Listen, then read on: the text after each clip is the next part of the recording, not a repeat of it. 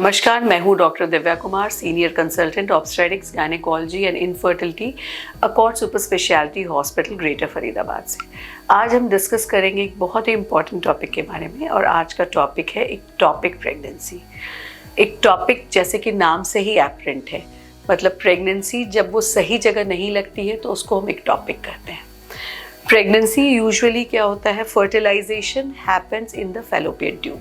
Fallopian tube में fertilization होती है और यहाँ से फर्टिलाइज्ड एग या एम्ब्रियो ये माइग्रेट करता है और यूट्राइन कैविटी में आके ये स्टिक होता है और ग्रो करता है।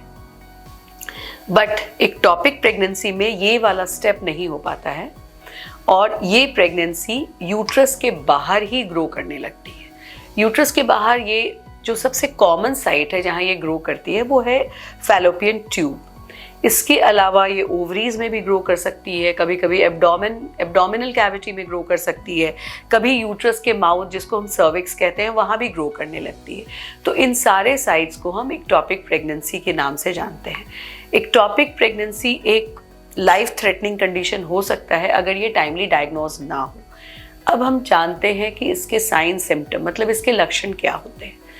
यूजुअली जब प्रेगनेंसी किट से अगर हम टेस्ट कर रहे हैं और आपके दोनों लाइन इक्वली डार्क नहीं आते हैं तो कभी कभी ये पहला सस्पिशन होता है इक्टोपिक प्रेगनेंसी का। इसके अलावा अगर आपकी प्रेगनेंसी टेस्ट पॉजिटिव आ गई और उसके बाद भी आपको ब्लीडिंग या स्पॉटिंग हो रही है, पेट में दर्द हो रहा है या फिर चक्कर आ रहा है या पैल्पिटेशन हो रहा है या घबराहट है, कभी कभी जो अगर इक्टोपिक प्रेगनेंसी ट्यूब में या कहीं और लगी और उसकी वजह से इंटरनल ब्लीडिंग होती है तो जो ब्लड इकट्ठा हो जाता है उसकी वजह से आपके शोल्डर में भी पेन हो सकता है।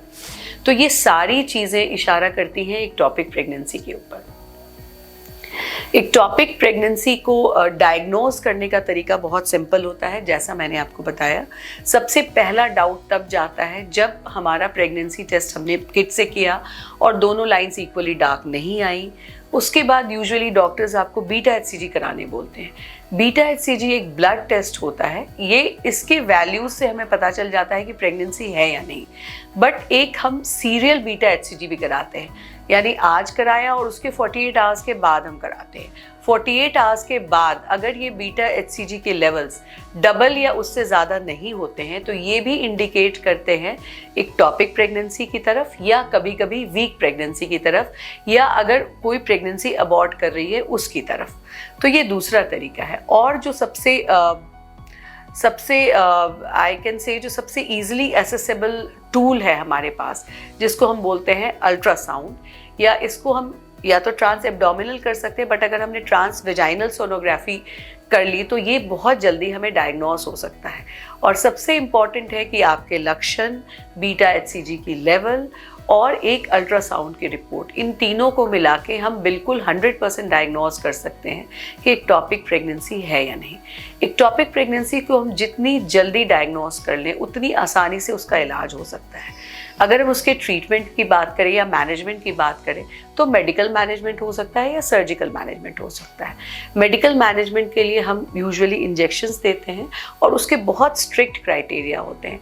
बीटा एचसीजी के लेवल्स कितने हैं, जो हमें इक्टोपिक प्रेगनेंसी का सैक दिख रहा है उस सैक का साइज़ क्या है, या जो एडेनेक्सल मैस बन गया है यानी कि आपके ट्यूब और ओवरी के एरिया में एक हमें मैस दिखता है अल्ट्रासाउंड में, उस मैस का साइज़ क्या है, उसमें हार्ट बीट दिख रही है या नहीं, इसके बेसिस पे और आपके लक्षण क्या है, इसके बेसिस पे हम डिसाइड करते हैं कि हमें मेडिकल मैनेजमेंट करना है या सर्जिकल मैनेजमेंट करना है। मेडिकल मैनेजमेंट के लिए हम एक इंजेक्शन मीथोट्रेक्सेट का यूज़ करते हैं जिसके सिंगल या मल्टीपल डोज रेजीम होते हैं।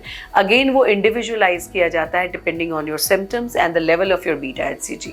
अगर हम सर्जिकल ट्रीटमेंट की बात करें तो laparoscopy is the gold standard, और आज के डेट में लैप्रोस्कोपी क्योंकि एक बहुत ही सिंपल है और इसमें यूजुअली 1 डे का ही एडमिशन होता है।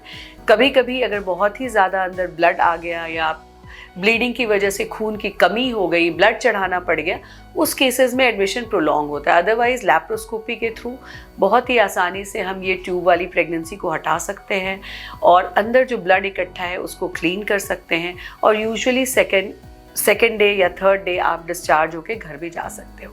कभी कभी लैप्रोस्कोपी जब हम करते हैं और ट्यूब में बहुत ज़्यादा डैमेज होता है तो हमें साथ में ट्यूब भी निकालनी पड़ती है, जिसको हम एक्सप्लेन करके आपसे कंसेंट ले सकते हैं। अब आइए हम ये जानें कि किस किस कंडीशन में ज़्यादा चांसेस होते हैं एक्टॉपिक प्रेगनेंसी। अगर पहले कभी आपको इन्फेक्शन हुआ हो, जिसको पेल्विक इन्फ्लामेटरी डिजीज़ बोलते हैं, या ट्यूबरकुलोसिस हुआ हो, या प्रोलॉन्ग इंट्रायूट्राइन कॉन्ट्रासेप्टिव डिवाइस लगा हो, या आजकल जब ART यानी असिस्टेड रिप्रोडक्टिव टेक्निक या IVF में हम मोर देन 1 एम्ब्रियोज डालते हैं, उस केस में भी कभी कभी एम्ब्रियोज यहाँ से स्लिप होकर ट्यूब में चले जाते हैं, उसमें भी एक्टॉपिक प्रेगनेंसी के चांसेस ज़्यादा हैं। या पहले आपको एक्टॉपिक प्रेगनेंसी हुई हो तो सेकेंड चांस में आपको ज़्यादा you are more liable to have an ectopic pregnancies as compare to in those patients जिनमें कभी भी एक्टॉपिक प्रेगनेंसी ना हुई हो। और इतना ही नहीं, कभी कभी जब हमने ट्यूबल लाइगेशन का अगर फेलियर हुआ हो या ट्यूबल लाइगेशन के बाद प्रेगनेंसी ठहरती है, उसमें भी एक्टॉपिक प्रेगनेंसी के चांसेस ज़्यादा हो सकते हैं। तो इसका सबसे जो टेक होम मैसेज मैं कहूँगी कि अगर कभी भी आपके ये सारे सिम्टम्स आ रहे हैं, प्रेगनेंसी टेस्ट वीकली पॉजिटिव है, आपको चक्कर है, घबराहट है, आपको प्रेगनेंसी टेस्ट पॉजिटिव होने के बाद भी ब्लीडिंग या स्पॉटिंग चल रही है, तो इन केसेस में आप जल्द से जल्द नियर बाय गायनेकोलॉजिस्ट से ज़रूर सलाह लें, सो दैट अर्ली हम डायग्नोज कर सकें और उसको टाइमली ट्रीटमेंट दे सकें।